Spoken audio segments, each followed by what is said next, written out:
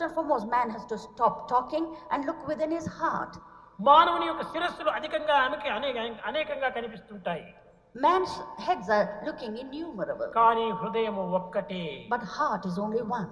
కనుక ఈ సత్యాన్ని గుర్తించినటువంటి ప్రతి మానవుడు కూడాను మాటలు తగ్గించి హృదయాన్ని తెరిపించాలి. So every man has to cut down on his talking and open up his heart. కానీ ఈనాటి మానవుడు అశాంతికి గురి కావడానికి కారణం ఏమిటి? What is the reason of man's loss of peace today? హృదయాన్ని మరిపించి మూసిపెట్టి మాటలను అధికంగా చేస్తున్నాడు. He has shut his heart and started to talk too much. నోరు ముయ్యాలి, హృదయాన్ని తెరవాలి.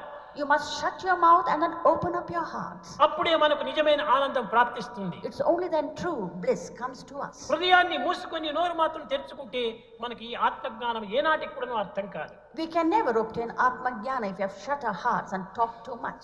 కనుకనే ప్రాచీన మహర్షులందరూ కూడాను మౌనము అనేటువంటి వ్రతాన్ని పాటిస్తూ వచ్చారు. So olden days sage and seers practice mauna or silence. ఈ మౌనమే జీవితానికి మాధుర్యము.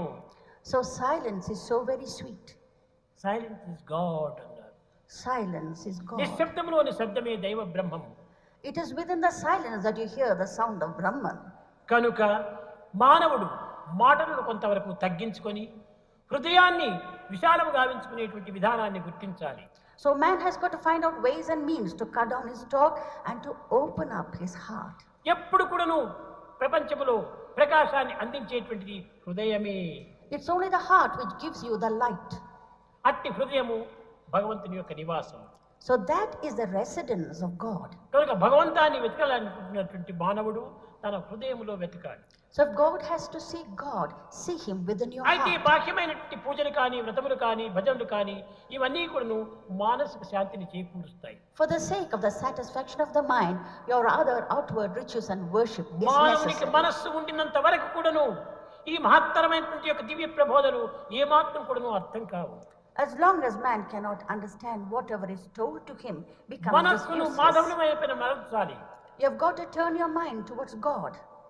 కనుకనే మనము దైవమైనటువంటి యొక్క తత్వాన్ని గుర్తించుకోవటం కష్టం కనుకనే మాతృమూర్తిని మనం గుర్తించి తగినటువంటి గౌరవాన్ని అందించాలి. It's because it's very difficult to find out the principle of God. You have got to know the mother and revere her. మదన్ను తల్లిని గౌరవించినటువంటి వ్యక్తికి మాత్రమే